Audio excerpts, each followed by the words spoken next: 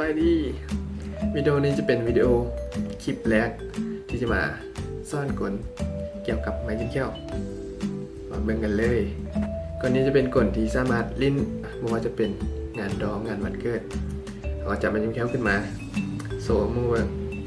ไม่ว่าจะจิ้มก่อนแล้วบ้องมือเขาจะเห็นให้มันหายไปแล้วเขาก็จะคิดว่าเขาเดี๋ยวทิ่ม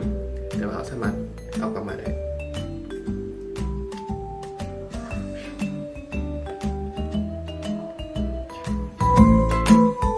อุปกรณ์ที่ต้องเตรียมก็คือ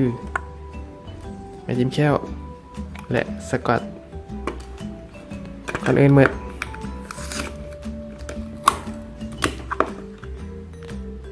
ตัดสกอตหรือจิกสกอตพอประมาณติดเส้นปลายไม้จิ้มแก้ว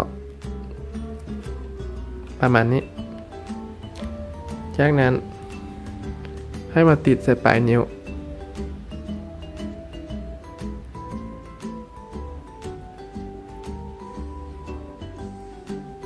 เราก็จะได้แบบสีวิธีลิ้นใส่นิ้วชี้ปกไว้เวลาแบมือ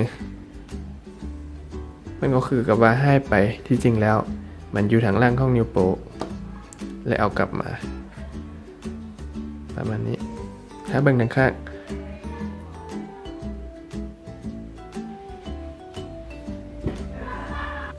เป็นยังไงมันเป็นกลที่บ่ยากเลยแม่นบ่แต่ว่าสิ่งหนึ่งที่ขาดบ่ได้ก็คือการฝึกซ้อมเราต้องฝึกซ้อมตลอดเพื่อความเนียนและสมจริง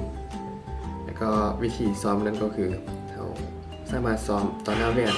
หรือว่าถ่ายวิดีโอเอาแล้วซ้อมไปพร้อมประมาณนี้